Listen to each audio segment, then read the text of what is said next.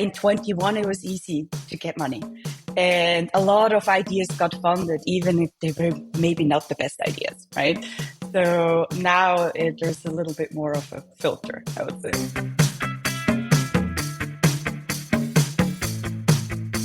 Welcome to the Swisspreneur Show, a podcast about startup stories and learnings from experienced entrepreneurs. Here's your host, Sylvan.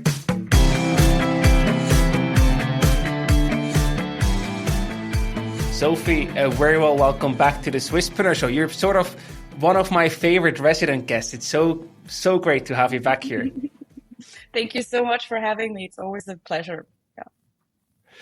For those of the listeners who don't know you yet, you are the co-founder and managing partner at Dart Labs, an accelerator investing in Swiss early-stage startups and helping them scale in the US. That's also, I think, where you're calling from right now, right? You're in the San Francisco area. Yeah, I'm actually at my home here in Oakland, just across the bridge of San Francisco. Yes, yeah. And it's morning, 8 o'clock, the sun is shining. We still have kind of a late summer here, which is really nice. Perfect. It's the same in Switzerland at the moment. Okay. And if you look back a bit, Dart Labs is turning 6 this year. So, you're sort of growing up, maturing. And I just want to know, what's your favorite Dart memory so far from these first 6 years, and hopefully many more to come? Well, I think that there was quite a few steps, right? I think the moment Ariana and I decided to really make this full time. So the first couple of years I was employed at Swissnex, which is the innovation outpost of Switzerland, and she was at the Swisscom Innovation Outpost. And so we did this as a project, right? Or organized some funding, incubated some startups, but it was kind of a project for us on the side of our full-time job. And then after 2 years, we're like, okay, I think started talking to a few investors. They were like, yeah, we would be interested in putting some money behind this. And and then was the decision to, okay, we're going to make this now full time. And this is our passion. And we're entrepreneurs ourselves in a way, because we started with very little, right? With the slide deck and some ideas. And then, since 2020, we're actively investing. And now I think highlight for me is always when we do an event and investors and our founders come together. And then you're realizing, oh, wow, there's like so many people that were actually in the network that we're able to support, that, are on their journey and we're part of it. So that always feels very, I don't know, satisfying to see there's so much talent behind what we're building, and it's not just, a theory. Absolutely. You see the effect of your decisions in investments to a certain degree, right? Yeah, and hopefully also the impact that we have on their journey that's beyond just, the financial investment, that we're really active in helping them find customers, additional investors, starting their business here in the US. So that's actually the most satisfying. Like, oh, this introduction became an investor, became a board member, became a hire, right? And it's almost harder than investing money. Absolutely. And now, of course, you're just getting started. So what are you most looking forward to in Dart's future? I look forward to, that's maybe not very visionary right now, but I look forward to where we are at the place where we really have enough resources to really do what we want to do, right? In terms of how we can support the founders, in terms of the team that we can grow, in terms of the impact we can have. I mean, we have so many ideas what we would like to do, but currently there's just not enough time and resources and budget, honestly. And so, growing to the next level with this fund will get us closer to that. Yes. Fantastic. And, we're recording this in 2023, and we all know it's a challenging year for startups, and for especially startups who are currently looking for funds, looking for investors. So what does the fundraising landscape currently look like for Swiss startups? How do you see it? And it's not specifically for Swiss startups. It's global. Hard. It's I would call it an uphill battle. It's not something that it's not achievable, but it's harder, much harder than it was. There's less capital available. There's less bold investors. Everybody is a little bit more cautious. And honestly, like we see this, the reality is we see that ourselves, right? We have our own portfolio that is now doing bridge rounds because it's not quite ready for the next full round. So we're actually looking after them and like reinvesting in some of the companies, and so do other funds and so do other private investors. So the first priority is like making sure that your teams are good, right? Are okay. And then I think it's also the entire chain, right? It's not just for the startups, it's harder to get to money. It's also for investors and funds like ourselves who are raising, right? The LPs are more cautious. So it's the entire chain that it's just slowed down. But we're in a very long-term game here, right? Like a fund duration is at least 10 years. The journey of most founders is about 10 years.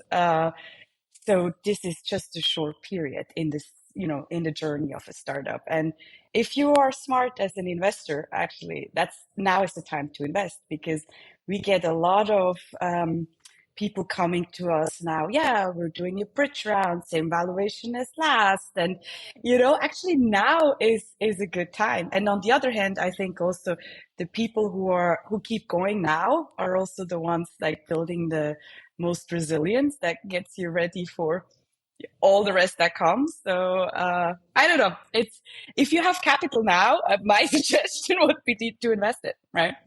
Yeah. I love that. Because if you look back, right, if you look at the history of startups, many of the biggest, the mega successes, many of them were actually born in crisis. So this could be one of these moments where you then look back 10, 15 years later down the road and say, oh yeah, back then it was a crisis, but the ones who did invest are now actually able to reap the benefits. I hope at least that this will happen. Absolutely, absolutely. And I think it's this both explanations, right? Valuations have come down, so it makes sense for investments. And the other ones, it's the most resilient that are going to make it, and the best ones, right? So in 21, it was easy to get money. And a lot of ideas got funded, even if they were maybe not the best ideas. I fully right? share this worldview, and I hope that we will be proven right. Let's see, 10, 15 years. We'll do another podcast on that in a few years. Yeah, 10 let's year see. back. Let's see. Yeah, that'd be cool. That's another thing to find out, I'll despite definitely the have gray hair performance. by then. So if you look at last year in 2022, fintech attracted the most investment in Switzerland, closely followed by clean tech. How do you think that this year in 2023 will play out? Is clean tech coming for fintech's crown, or will IT be back on the throne? I mean, I definitely bet on climate tech. Not only because we are investing in that sector, and I'm very passionate also about the additional impact of just the financial returns. But I think really globally, what you see, what's happening, it looks very promising. Like first, you have a lot more investments in the space, public and private. Governments are really, really, really doubling down now, and we see the effect of it. So you have a lot of renewable technologies that are now maturing and actually have a clear path to financial success. I was just reading this week, and I wasn't even aware myself that now wind and solar will overtake the production of coal in 25, 26 here in the US because it's cheaper. And I think now we're talking about real business opportunity. It's not just we need to invest in climate because we need to save the planet. Of course, that's the most important. But now actually it starts making financial sense. So that is definitely a reason.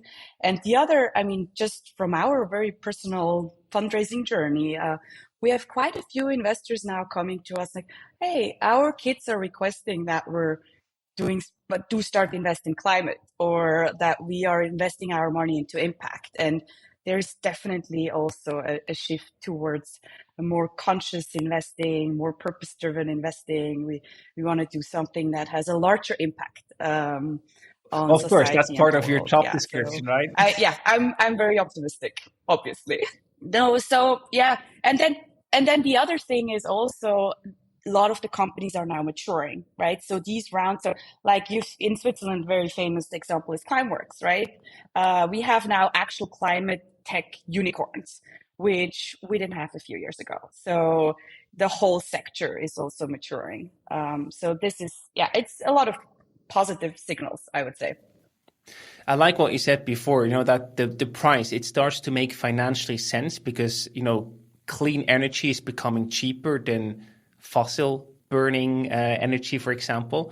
And I think that's a very important catalyst that was not there before to really, put the whole sector on another level. However, what I also see is that many people, the second point you mentioned, many people talk about it's so important to invest in clean tech. And many of them, they mention that, they talk about it, but how many of them do actually put the money where their mouth is? I think it's happening. I think it's happening. There's a lot more impact funds. There's a lot more climate tech funds. I was just there was a big climate tech week here in San Francisco. There was one in New York. The scene is really buzzing, and also generalist funds start to have like a climate part of their portfolio. So I do see a lot of good signals. The numbers are showing too. It's record years in climate investing each year now. So hopefully 23 will also be that. And then I think also what happened this year environmentally. I don't know. I think most of us have experienced climate change now personally, which is new. Like before, like, I don't know, for the last 20 years, we knew in theory that this is happening, but now I think a lot of people are actually feeling it. They were on a vacation, it was too hot. There were fires, floods, right? So I think seeing that this is like an urgent, big problem as well as an opportunity, I think is now felt rather than just rational. And I think in the end, people also make emotional investment decisions. I think we always underestimate that, how much actually emotions play a role when somebody decides where to put their money. Yeah. No, fully agree. You mentioned the record year in terms of investments. Switzerland had the same last year, right? It was an all-time record so far. I think the funds invested in startups increased by 29% in 2022 alone. How do you see this year playing out? I feel all the negative downturn from the economy, etc., it's just sort of a bit delayed until it reaches the startup land. So do you think that we'll have another record year in Switzerland for 2023 as well? Or do you think that the total investments, as the first indicators show for this half year that we saw there's some data coming in, it will go lower than last year eventually? So what I can say about my personal network and what I'm seeing is rounds are happening, but they're smaller. Yeah. So there's a lot more, oh, we're doing a bridge round or we're doing a smaller round before that next bigger round. Oh, or we're splitting up an A round into 2 tranches or 3 tranches. And I think that will probably show in the total numbers. It's my estimation. Not so much in how many rounds are happening. And then I think also later stage is a bit more affected than the space we are in, the very early stage one, pre-seed, seed, Series A. So yeah, let's see. But on the other hand, we see a lot more funds in Switzerland that are raising now and that have been raised. So it's definitely at the same time a more maturing venture scene in Switzerland. There's still a lot of room to grow, right? If you compare it with, what I see here in the US or not even Silicon Valley, right? But it's nice to see that there's more funds popping up, smaller, medium size, also a couple larger funds. So I think it's also promising on that side. By having similar rounds in terms of the amount of rounds, but smaller amounts per round on average, do you think that Swiss companies, Swiss startups have to go also more abroad to get finance and to find investors? Honestly, I always recommend to go abroad. Even in the good times. Yes, absolutely, absolutely. It's really important, I think, that you think about I call this diversity on your cap table, meaning what do these people bring in terms of network, in terms of expertise, but also in terms of pocket size. Can they do follow-on investments? Can they make the introductions to your Series B investor and so forth, right? And I have watched a few Swiss startups struggling with that scale up and that growth if there were only Swiss investors on the cap table. So yes, highly recommend to and Europe has a growing VC scene, right? Or then straight to the US. I mean, we are working mostly with startups that have that goal to not just enter the US market, but also raise money here. Yeah. And that makes a ton of sense. I'm glad that you brought it up because I feel it's something that we don't often talk about. You should also diversify on your investor front, not only have different investors, but also from different geographies. Because imagine Europe in a meltdown, but the United States are doing very well economically. It will be easier for you to get more money there than if you already have some investors on board, right? So it's also from a strategic perspective, very valuable for your company to have a geographically diversified investor base. Yeah, absolutely. I mean, the way an investor thinks about diversifying their portfolio, a founder should think about that too, right? And what does each VC or each angel or investor bring to the table? And see, do I have all the skills? Do I have all the networks? Do I have the capital also for the next phase already in my current cap table, right? Or at least part of it. Yeah, yeah. You see, that's the cool part about doing a session with you. I always learn something new. So cool. I do from you too, so same. Cool. There's a big topic that I also want to learn more about because usually, we talk about investors, but from the investor perspective of how they actually invest in a startup, what they look for, etc. Today with you, I want to talk about a different topic that I'm very eager to learn more about, and that's the topic of you as a fund raising yourself money from investors. So please walk me through that process. How does that work? Well, I'm still learning myself, huh? But it's actually not as different than it is for a startup founder, right? So in our case, we started small as an investor club. We raised about 5 million that way. And these were private investors, people that absolutely believed in us, that might have known us already before. So comparable to like an angel round almost, right? People who know quite a bit about startups. Maybe they have founded their own company. They're very passionate about tech and people and very purpose driven. And then there is this next level. There's more family offices who might have more of a long-term kind of how to grow their capital over generations type of strategy. And some of them we have now and we start talking to. And then the next layer is more institutional investors. This could be funds of funds. This could be even corporate funds, eventually banks or bigger wealth management companies, all of that. And not so much pension funds, unfortunately, in Switzerland, or endowment funds like you have in the US. I think when you compare Switzerland and the US, I think in terms of LP, so investors in a fund are called LPs, limited partners. I think the majority in Switzerland is still private LPs, where it's 3/4 of institutional LPs in the US. That's why there is way more capital available here also. Yeah, and then it's maybe in one way it's harder than it is for a startup. There's not like I can just Google like all VCs in Switzerland or something. LPs you can't Google, right? So you have to go through your network. There's some dedicated events you can participate, introductions that are made usually from either your investors you already have or from other friendly venture funds you're working with. So it's a lot. It's also a lot of network, and it takes currently, as things are a little down. It's also here. It's an uphill battle.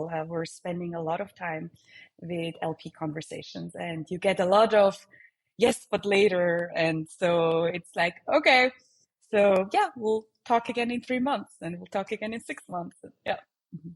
Do you have to imagine this is quite a sales process as well, as we know it from the startup side, where you say, hey, I have like a long list, and then I do like an initial outreach, I do some qualification, then maybe a pitch, and then we come to the negotiation phase and we close them, more or less. Is that how the process looks like? Exactly the same. There's a funnel. There is first conversations. Like, yeah, I mean, it's very similar. And between you and me, I guess it's not between you and me, but going through that process, we definitely develop more empathy for our founders going through that same process. So it makes me want to make their fundraising process even more efficient, right? Because there is really no reason to, let somebody in the dark about, are you interested or not? Or yeah, exactly. So in that sense, I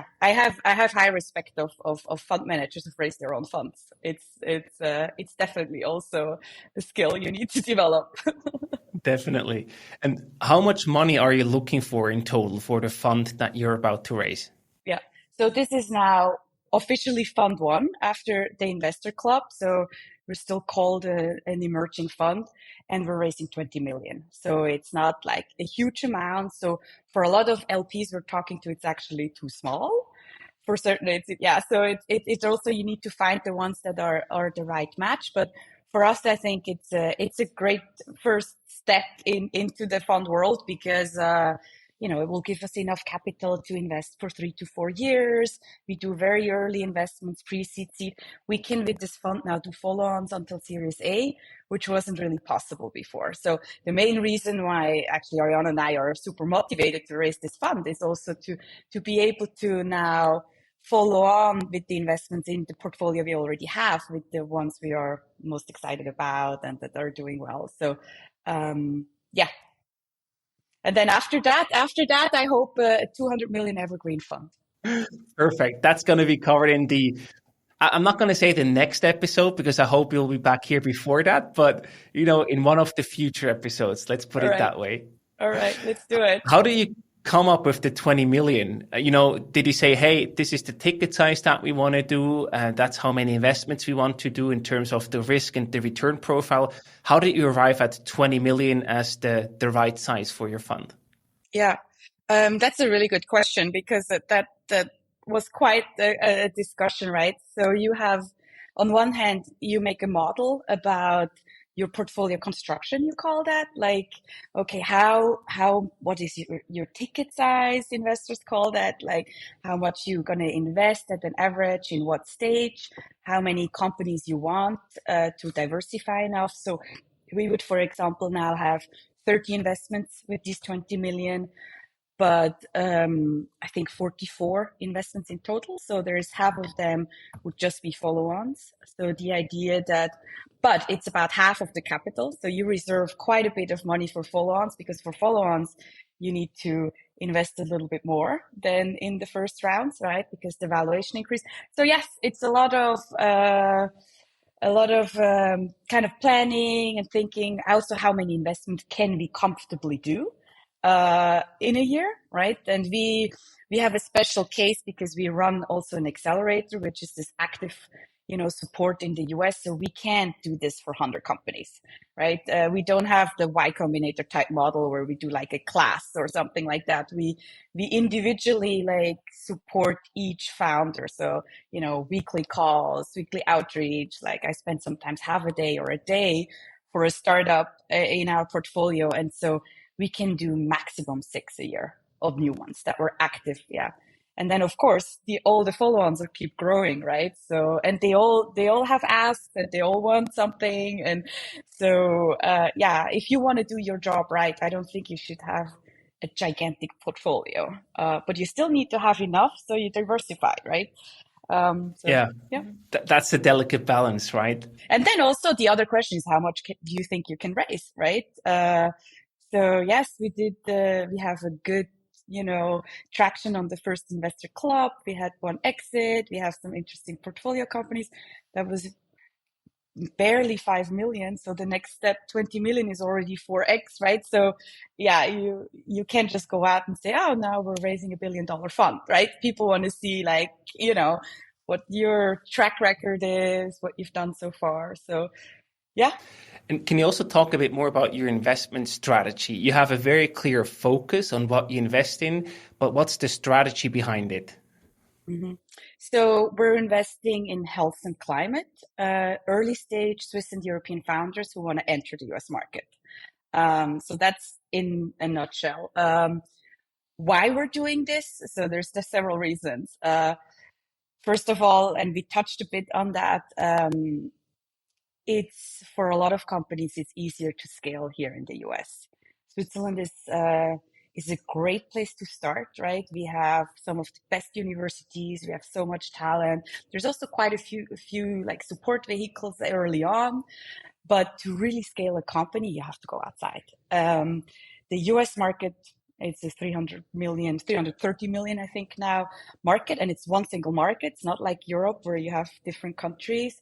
So that makes sense. And then I think, we talked about venture money that's available, and also the mindset that most people have here is very entrepreneurial, like to take risks, try new things. So it's a bit the let's do it culture, a little bit more than it is back in Europe, and especially in Switzerland, I would say. And then in terms of why climate and health, I think these are two sectors that are extremely interesting and now really, really evolving. We talked about the climate part already. And on the health side, just looking at what AI is going to enable in healthcare in terms of diagnostics, in terms of sensing new data, like we're already all started wearing, some sort of health tracker, right? Oh, you have the Aura? Nice. Yeah, exactly. So this convergence of like consumer tech, health tech, med tech is really, really interesting, and it's opening all these new possibilities of personalization, prediction, continuous monitoring, really better understand you and your health early on, which helps for early diagnosis, early treatment, remote monitor. Yeah, it just opens so many new opportunities, and a massive market. So yeah, and we like working with founders who work on these really big challenges. So we have a company in the portfolio, that works on Alzheimer treatments. We have somebody who does a small sensor continuously tracking hormones. So these are topics that, in a way they are, some investors would call them blue ocean opportunities, right? It's like there's not really competition yet because we don't have anything in that area. So it's also really cool to invest in these kind of bold, deep tech ideas that, are somewhat scientific breakthrough, just to get it where they are, and then seeing like, oh, okay, can we really scale this now globally out of this lab? Yeah. And I imagine after your potential investors, they get the strategy and they, okay, that makes sense. They also want to learn more about the potential return, right? So what's the return profile or the performance that you aim to deliver? Because that's a very, very important part, if not one of the key parts of any fund being raised. I mean, so there's the classical VC benchmark that's like you multiply by 3x. That's when you're a decent, good fund. If you're above that, you're outstanding.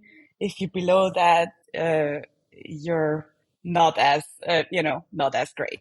So what we do now in our deck, for example, we show these three scenarios, right? There is a scenario which is kind of a medium scenario. There's a fast scenario, successful, and there is a slow scenario. And you model in like, okay, how many percentages of the portfolio companies are going to be doing super well, and some will be written off. That's clear, right? So I think our model is about over 50% of companies are being written off. So that's actually conservative, but that's probably reality. But then you only need somewhere between 1 or 2% of your portfolio is doing really well, and doesn't even need to be on a unicorn level. It could be half a unicorn, and that will return your entire fund. And so, yeah, it's a few winners that will make the difference of a fund performance. And like the pitch is then really to your LPs that you're going to be the ones finding these outstanding companies and also being able to support them on their journey, right? It's not just about finding them, but it's also making sure that that they can grow successfully, right? So our pitch is a lot about that, the value add that we bring in addition to just investment. Yeah. That makes a ton of sense. With the successful companies, what's sort of the return on your investment in that particular company that you calculate with? Is it like a 20, a 50, 100x that you calculate with there?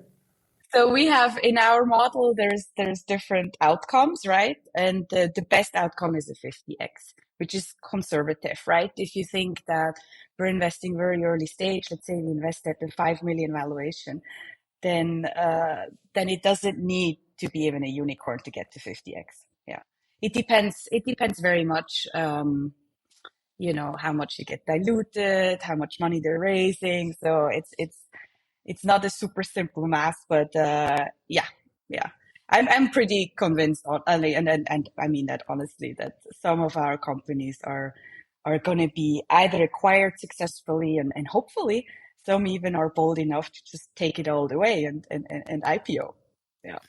But what I like with you is you basically you have proven that assumption with your investor club, right? You had one successful exit that basically sort of returned the whole fund to a certain degree. So it did have, but the fund was very small at the time. But yes, of course, but still, you had in small, you proved your assumption, because at the same time, the 3x return of a fund that you mentioned as a benchmark, that sounds, ambitious, but actually not that many VC funds actually achieve that after 10 years, for example. So it sounds simple and easy to grasp, but it's really, really hard and difficult to deliver that performance. And I think your track record helps you to build some sort of trust with the potential investors. Hey, at least in small, we have already proven that we can do it. Mm-hmm. Yeah, I mean, we had this, and there was a Swiss startup that some of you might know as well, called Vay, an ETH spin-off, and they were very lucky, right? There was a computer vision tool measuring motion in front of a camera. So when you're exercising in front of a camera, or also for rehabilitation like physiotherapy, gives you direct feedback, tracks your posture, counts your repetitions. And during the pandemic, I mean, they skyrocketed, right? And especially here in the US, like already then 70-80% of their customers were US customers. All our gyms here were closed. The healthcare system completely turned into remote. So it made a lot of sense. Yeah. So after 1.5 years, they had their first acquisition offer.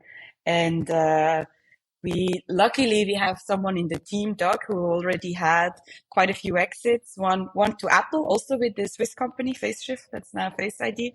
And it was great to have him on the team for this, right? Because we were like, wait. You never take the first offer, right? So let's see how much we can negotiate. Let's see who else is interested if you really want to sell the company. And we were actively able to 4x the sales price. And it was also not the original offer. We brought in additional bidders. In the end, there were four companies interested in buying, right? And that's kind of, then it becomes interesting. And for us, it was 7.5x on this investment, which was great in a small portfolio of then 5 companies, Talking about beating the odds, right? Yeah. But then, yeah, we will see in the future, right? Now it's still early, right? After 3 years of investing, you kind of start seeing who is progressing good and who is getting into the next round. But so many things will still happen, right? We have to assume an average of 7 to 8 years until an exit. 1.5 years is very fast. It's But very of course, fast. you Yeah. take it when opportunity knocks on the Yeah. door. No. It made sense all for everyone involved. Yeah. Yeah, and I don't know. There's one statistic that is in my deck also. That is actually, it's quite interesting, and not a lot of people know that when you look at the data, emerging funds actually perform better, smaller funds, emerging funds, than the bigger, more established funds in general, because several reasons. One is it's easier to return a smaller fund, right? Just the way the math works, right? If you have $1 billion fund, you need really, really successful companies to return 3 billion, right? So with a $20 million fund, it's a little bit easier on that end. And the other is, I think the teams are way more dedicated, way more specialized, working hard, right?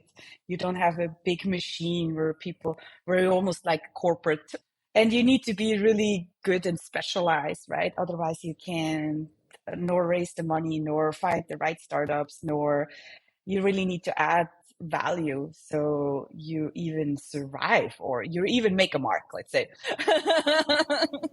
Definitely.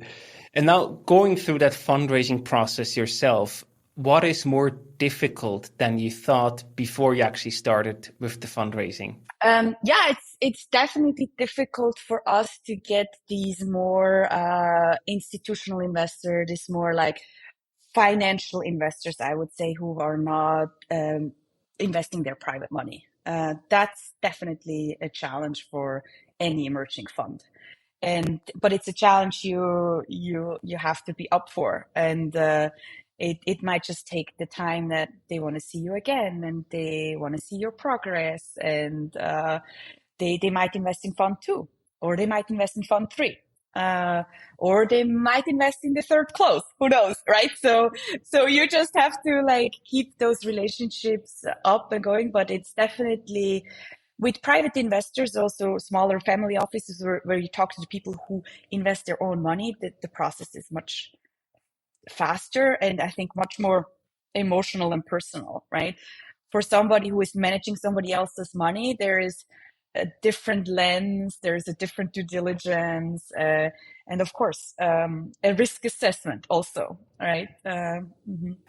And what is your timeline? When do you actually want to close the fund? So we're now halfway, so a bit above 8 million. Yeah. So not quite halfway, I would have to say, huh? Oh, it's close to half. Yeah, and the conversations keep going. So that was for the first close, and now we're planning already the second close early next year. So we have these conversations now, and then we have a 2-year fundraising time in our kind of LP agreement. So we can do another close in 24 or even 2 if needed. Yeah, and that's okay. It's similar to, I guess, the startups. We were just talking about like, yeah, splitting it up in rounds. Yeah, so we're definitely optimistic that we're gonna make it happen. It's the challenge is really how much time that goes into it. Yeah. Also, how the markets will develop and everything. It can be sort of a break in the process or an acceleration, depending how things turn out there, I guess. Yeah, and then I'm talking to a lot of VC colleagues now who take a break, right? Who stopped racing and say, hey, we're trying again in 24. We decided to continue, and many others as well. So, and I think like to what we said earlier, right? Now is really the time to invest for us as well as for our LPs. So I think the people we're attracting now are actually really good people to have on board. So I think so too. Absolutely. Now, let's bring the attention back to the startups. What advice would you give to startups looking to succeed in the current fundraising environment? We heard it's challenging. It's, less funds that get committed or smaller rounds. Considering these unique challenges, what would you recommend them today to survive and to eventually get the funds that they need? I mean, it's hard to make a kind of a general statement, but it depends on where they're at. But I think a lot of investors, because they're a little bit more careful right now or a little bit more nervous, I think really talking about clearly what is already validated, what is the traction, what is already proven, what is the market opportunity. So really have that very, very clear to make sure that they get that they feel a little bit more comfort, right? I think it's a bit less the time where you can just come with a great idea and here's money, right? Like you need to actually show proof that your idea is working and you have actual interest. So that's one thing. The other thing is, don't give up, right? Stay optimistic. It is an uphill battle for everyone, even for the good ones, right? So don't lose faith or lose, the motivation, because I think that's also something that you feel, right? When there's some desperation coming into the mix, that's never good, right? Then it's going to get even harder. And then, don't be too proud to say, oh, we're doing a smaller round, or hey, we're doing an internal round with the current investors because we need to reach this and this milestone before going back out again in this environment. So also talk to your current investors who are hopefully supportive about what might be the best strategy. So yeah, I think we'll get through this, and that we're seeing some signs that it's picking back up. So I think hopefully. There's light. There's hope at the end of the tunnel. Yeah. And now, probably startups, but maybe also even people who want to invest, maybe even professional investors listening to this, who would like to get involved with Dart Labs. How should they reach out to you, either as a startup looking for funds or a potential investor interested in becoming part of your upcoming fund? How do they best get in touch with you? Yeah, so we're very easy to find. So there is our website is dartlabs.io. For startups, we try to make the process very clear. There's explanations how we're investing, how much. There is even an application form with 4 or 5 questions, really simple, where they can upload our deck. They can do that. They can also reach out to one of us directly. Ariana, Walcott, Sophie, we're either on LinkedIn, or our email addresses are Sophie@DartLabs, Ariana@DartLabs. Very easy. And same for investors. Yes, we're actively fundraising now, so people can reach out directly to me, Sophie@DartLabs.io, or to Ariana. We even, I think, have a general email address on the website, but yeah. There's only one investor that came through the general email address so far. It's usually through somebody who knows somebody. Yeah. But I think honestly, I think it was after one of your podcasts. So we definitely got a lot of startup inquiries after, especially the fundraising class we did together. We definitely saw a clear impact. And I had a couple of interested investors reaching out as well, which was really, really cool to see. Yeah. So that's thank amazing you for that. To hear that there's a positive Swisspreneur impact.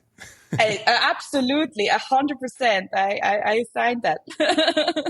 That's keeping our motivation high. Another thing that's motivating us is to finish a conversation with some rapid fire questions. I always love these because it gives you a short sort of behind the scenes look into the guest's personality or background, basically. So let me just start with the first one for you. What do you prefer, being a fundraiser or an investor? Oh my God, an investor. No, because fundraising is sales. We talked about that, and I do learn something while I'm pitching to investors. It's a lot of psychology and things, but I definitely learn more from our founders and starting to get a grasp on their technology and then their journey. So to me, investing. Sorry, it wasn't a fire answer. Sorry. No, all good, all good. Are you more of an early bird or a night owl? So that's also not an easy question. Naturally, I would be the night owl, but unfortunately, life choices brought me to California, and I talked to a lot of Swiss people starting at 6, 7, 8 a.m. against my nature. But yes, it also The works. alternative would be an extreme night owl, and you catch up with the Oh, morning in just, Switzerland, yeah. right? And then I go to bed after. Okay, yeah. Who knows? Maybe a model to A/B test in the future. Yeah. If you had to choose for an investment, AI or blockchain? AI. Clear choice. In the current market environment, I'm not surprised. Yeah. I mean, I love what the blockchain can provide, but for us, looking at health and also climate, I think there's a lots of AI applications, especially in health, that are very, very interesting. So yeah, AI. Absolutely. Beer or wine? Wine. I don't like beer. And the last one for you, you probably get that asked all the time, but I want to see if something changed. Switzerland or the United States? Both. Like, I don't want to make a decision. I think my life goal would be to actually have 2 homes. I think you're sort of close to get there, Well, yeah. I don't have like an actual home in Switzerland anymore. I stay either with family or friends. So eventually, have my own place again eventually. So we'll see. But currently, it's definitely 2/3, 3/4 US and the rest Switzerland. Yeah, but I do like, there's so many pros and cons, I think, in both places and both cultures, that I wouldn't want to miss one or the other. That's fair. Sophie, thank you so much for coming back on the show. It's always a pleasure and lots of fun with you. And all the best with the fundraising. And I'm sure we're going to have a few more episodes coming up with you in the near future. Yeah, let's do it. Yeah. Thank you so much, Sylvain, for all the great work you guys do and your whole team. I've been always really impressed by Swisspreneurs' quality, content, the people you bring together. Yeah. Really good for Switzerland. We need it. Thank you. We really love what we do. That helps a lot. Thank you for that. Yes, it does. Yeah. Bye. Bye, Silva.